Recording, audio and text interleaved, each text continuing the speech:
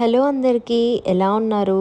ఈజీగా ముస్లిం స్టైల్‌లో మటన్ దమ్ బిర్యానీ ఎలా చేసుకోవాలో ఈ వీడియోలో చూసేయండి. నన్ను చాలామంది అడిగారు ఈ రెసిపీ మీకోసం. ఫస్ట్ అయితే మటన్‌ని బాగా క్లీన్ చేసుకోవాలి. ఎంత బాగా వీలైతే అంత బాగా క్లీన్ చేసుకోండి. ఈ ఫ్రైడ్ ఆనియన్స్ అనేది ఆప్షనల్.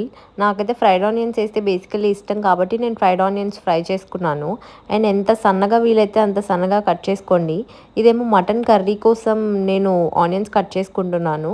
ఒక ఆనియన్, ఒక టొమాటో అండ్ 2 పచ్చిమిర్చి తీసుకున్నాను. మీ టేస్ట్‌కి తగ్గట్టు మీరు తీసుకోవచ్చు.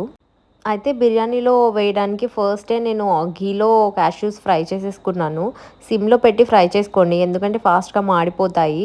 అండ్ ఇక్కడ చూసారా, నేను ఆనియన్స్ అండ్ క్యాష్యూస్ ముందుగానే ఫ్రై చేసుకొని పెట్టుకున్నాను. అండ్ ఆ ఆయిల్‌లోనే కొంచెం ఘీ యాడ్ చేసేసి నేను కావాల్సిన పదార్థాలు వేసేసుకున్నాను. చెక్క, లవంగ, జాజి, జాపత్రి, మరాఠీ మొగ్గ అండ్ బిర్యానీ ఆకు వేసుకోండి. అండ్ దాని తర్వాత ఇవి కొంచెం ఫ్రై అయిన తర్వాత ఆనియన్స్ వేసేసుకొని ఫ్రై చేసేసుకోండి. ఆనియన్స్ కొంచెం ఫ్రై అయ్యాక ఇందాక మనం కట్ చేసి పెట్టుకున్నాం కదా, టొమాటోస్ అండ్ గ్రీన్ చిల్లీ వేసేసుకోండి. అండ్ నేనైతే ఇక్కడ కొరియాండర్ పౌడర్ వేసుకుంటున్నాను. మీ దగ్గర ఫ్రెష్‌లీ ప్రిపేర్డ్ ఉంటే వేసేసుకోండి. చాలా బాగా టేస్టీగా ఉంటుంది. అండ్ బిర్యానీ మసాలా కూడా వేసేసుకుంటున్నాను. అండ్ నేను ఇక్కడ మటన్ యూస్ చేస్తున్నాను కాబట్టి మటన్ మసాలా కూడా వేశాను. అండ్ ఇవన్నీ బాగా ఫ్రై చేసేసుకోండి. కొంచెం ఫ్రై చేయడం తక్కువైనా కూడా కొంచెం పచ్చివాసన వస్తుంది. ఇవన్నీ ఫ్రై అయ్యాక మటన్ వేసేసుకోండి. నేనైతే ఇక్కడ హాఫ్ కేజీ మటన్ తీసుకున్నాను. అండ్ మటన్ వేసేసాక బాగా కలిపేసుకోండి. దీనికి మిక్స్ చేసేసుకున్న తర్వాత నేను ఈ స్టెప్‌లో కర్డ్ వేయడం మర్చిపోయాను. లాస్ట్‌లో వేశాను. మీరైతే ఈ స్టెప్‌లో వేసేసుకోవచ్చు. అండ్ దాని తర్వాత కొత్తిమీర, పుదీనా కూడా వేసేసుకున్నాను. ఇక్కడ ఎందుకంటే విజిల్ పెట్టేసి ప్రెషర్ కుక్కర్‌లో పెట్టేస్తున్నాను. అండ్ పసుపు అనేది ఆప్షనల్. నేనైతే ఫుడ్ కలర్ యూజ్ చేయట్లేదు కాబట్టి పసుపు వేశాను. ఉప్పు, కారం, పసుపు ఈ స్టెప్‌లోనే వేసేసుకోండి. ఉప్పు, కారం, పసుపు మీ టేస్ట్‌కి తగ్గట్టు వేసేసుకోండి. పసుపు వేసుకోకపోయినా పర్లేదు. ఆ కలర్ అనేది వచ్చేస్తుంది. అండ్ సాల్ట్ చూసుకోండి. నెక్స్ట్ స్టెప్‌లో కూడా మనం దమ్‌కి పెట్టేటప్పుడు సరిపోకపోతే వేసుకోవచ్చు. అండ్ ఇక్కడైతే మనకు కావాల్సినంత వేసేసుకోండి.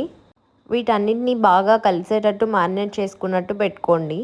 అండ్ ఇది దమ్ స్టైల్ మటన్ బిర్యానీ కాబట్టి దీనికి ముందుగానే మ్యారినేషన్ ఏమి అవసరం లేదు. ఈజీగానే అయిపోతుంది.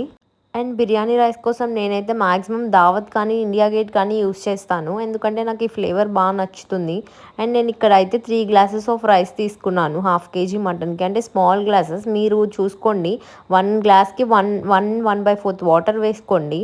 అండ్ ఇక్కడ చూసారా, మన మటన్ కుక్ అయిపోయింది. నాకైతే ఒక 6, 7 విజిల్స్ పట్టింది. మీరు కనుక కొంచెం టెండర్ మటన్ తీసుకున్నారంటే త్వరగా అయిపోతుంది. ఈ స్టేజ్‌లో నేను ఇందాక కర్డ్ యూజ్ చేశాను.